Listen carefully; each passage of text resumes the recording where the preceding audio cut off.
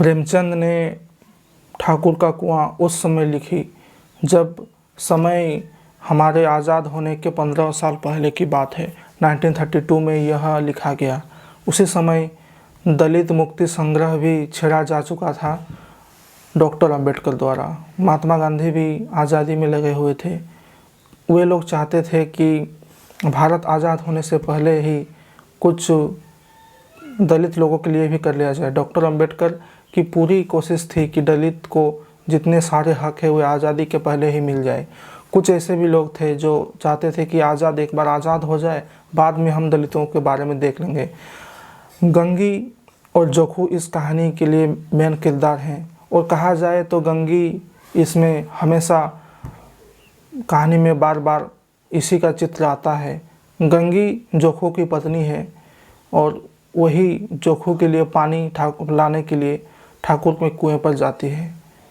गांव में बस 2 ही कुआं हैं, एक ठाकुर का कुआं है, एक साहू का कुआं है। साहू का कुआं एकदम किनारे है गांव के, और एक कुआं है एक और जो सबके लिए कॉमन है, जो जिसने दलितों के लिए कॉमन है। गंगी बार बार सोचती है कि हम लोग को दलित क्यों बोला जाता है।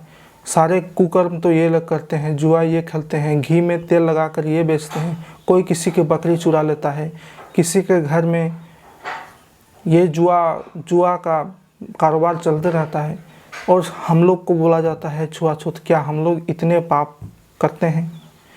गंगी का स्वभाव बड़ा ही विद्रोहपूर्ण है और वह बार बार इस चीज़ से बाहर आना चाहती है। कहानी शुरू होती है जोखू और गंगी के घर से। ठाकुर का कुआं। जोखू ने लोटा मुंह से लगाया तो पानी में सख्त बू आने लगी। गंगी ने बोला, यह कैसा पानी है? गंगी से बोला, यह कैसा पानी है? मारे बांस के पिया नहीं जाता, गला सूखा जा रहा है और तू सारा पानी पिलाए देती है। गंगी प्रतिदिन शाम पानी भर लिया करती थी। कुआं दूर था, बार बार जाना मुश्किल था। कल वह पानी लाई थी तो उसमें बू बिल्कुल नहीं थी। आज पानी में बदबू कैसी? लोटा नाक से लगाया तो सचमुच बदबू थी। जरूर कोई जानवर कुएं में गिर गया होगा, मगर दूसरा पानी आवे कहाँ से? ठाकुर के कुएं पर कौन चढ़ने देगा? दूर से लोग डांट बताएंगे। साहू का कुआं गांव के उस सिरे पर है, परंतु वहां भी कोई पानी भरने देगा? कोई तीसरा कुआं गांव में नहीं है। जोखू कई दिन से बीमार है। कुछ देर तक तो प्यास रोके चुप पड़ा था, फिर बोला, अब तो मारे प्यास के रहा नहीं जाता, ला थोड़ा पानी नाक बंद करके पी लूं। गंगी ने पानी न दिया। खराब पानी से बीमारी बढ़ जाएगी, इतना जानती थी, परंतु यह न जानती थी कि पानी को उबाल देने से उसकी खराबी जाती रहती है। बोली, यह पानी कैसे पियोगे? न जाने कौन जानवर मरा है, कुएं से मैं दूसरा पानी लाए देती हूँ। जोखू ने आश्चर्य से उसकी ओर देखा। पानी से? पानी कहाँ से लाएंगे? ठाकुर और साहू के 2 कुएं तो हैं, क्या एक लोटा पानी न भरने देंगे? गांव हाथ पांव तुलवा आएगी और कुछ न होगा। बैठ चुपके से, ब्रह्म देवता आशीर्वाद देंगे, ठाकुर लाठी मारेंगे, साहू जी 1 के 5 लेंगे। गरीबों का दर्द कौन समझता है? हम तो मर भी जाते हैं तो कोई द्वार पर झांकने नहीं आता, कंधा देना तो बड़ी बात है। ऐसा लोग कुएं से पानी भरने देंगे? इन शब्दों में कड़वा सच था। गंगी क्या जवाब देती, किंतु उसने वह बदबूदार पानी पीने को न दिया। रात के 9 बजे थे। थके मांदे मजदूर तो सो चुके थे। ठाकुर के दरवाजे पर 10-5 बेफिक्र जमा थे। मैदानी बहादुरी का तो अब न जमाना रहा था न मौका। कानूनी बहादुरी की बातें हो रही थी। कितनी होशियारी से ठाकुर ने थानेदार को एक खास मुकदमे में रिश्वत दी और साफ निकल गए। कितनी अक्लमंदी से एक मार्के के मुकदमे की नकल ले आए। नजीर और मोहतमीम सभी कहते थे नकल नहीं मिल सकती। कोई 50 मांगता, कोई 100। यहाँ बेपैसे कोड़ी नकल उड़ा दी। काम करने ढंग चाहिए। इसी समय गंगी कुएं से पानी लेने पहुंची। कुप्पी की धुंधली रोशनी धुएं पर आ रही थी। गंगी जगत की आड़ में बैठी मौके का इंतजार करने लगी। वह कुएं का पानी सारा गांव पीता था, किसी के लिए रोका नहीं। सिर्फ ये बदनसीब नहीं भर सकते। गंगी का विद्रोही दिल रिवाज, पाबंदियों और मुश्किलों, मजबूरियों पर चोट करने लगा। वह क्यों नीच है और वे लोग क्यों ऊंच हैं? इसलिए कि ये लोग गले में तागा डाल लगाते हैं। यहाँ तो जितने हैं एक से एक छठे हैं। चोरी ये करें, जाल फरेब ये करें, झूठे मुकदमे ये करें। अभी एक ठाकुर ने तो उस दिल बेचारे गलिए की भेड़ चुरा दी थी और बाद में मारकर खा गया। इन्हीं पंडित के घर में तो 12 मास जुआ होता है। यही साहू जी तो घी में तेल मिलाकर बेचते हैं। काम करा लेते हैं, मजदूरी देते नानी मरती है। किस किस बात में हमसे ऊंचे हैं? हम गली गली चिल्लाते नहीं कि हम ऊंच हैं। कभी गांव में आ जाती हूँ तो रस भरी आँख से देखने लगते हैं, जैसे सबकी छाती पर सांप लौटने लगता है। परंतु घमंड यह कि हम ऊंचे। कुएं पर किसी के आने की आहट हुई। गंगी की छाती धक धक करने लगी। कहीं देख लें तो गजब हो जाए, एक लात भी तो नीचे न पड़े।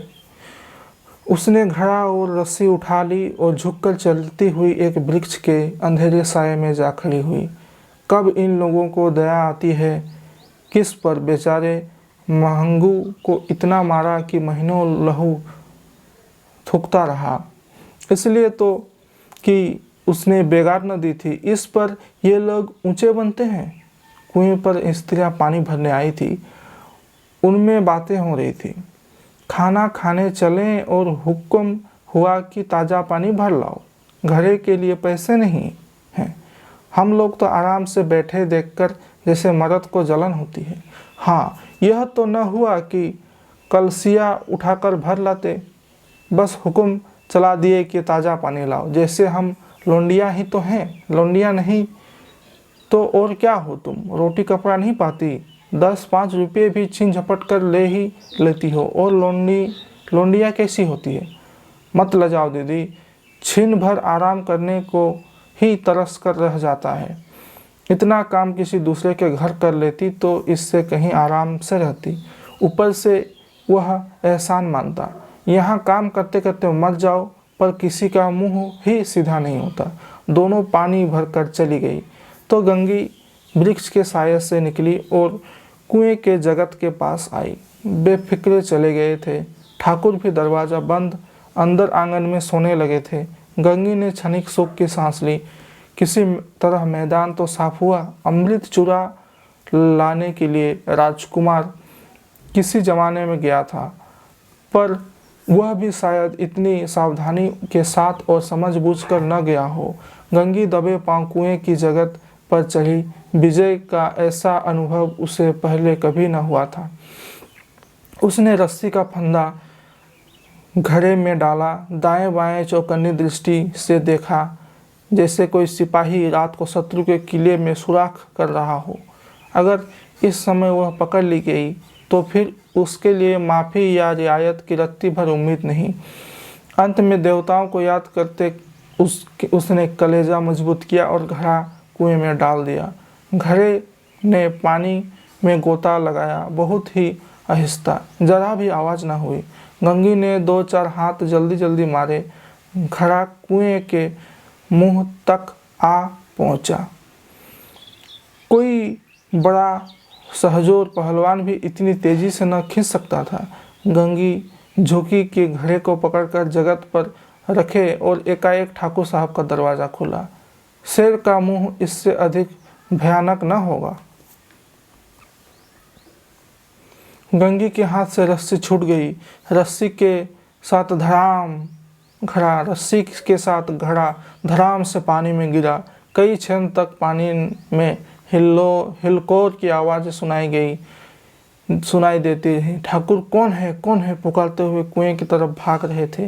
गंगी जगत से कूदकर भागी जा रही थी और घर पहुंचकर देखा कि जो खुद लोटा मुंह में लगाए वही मैला पानी पी रहा है। ये कहानी यहीं ख़त्म होती है।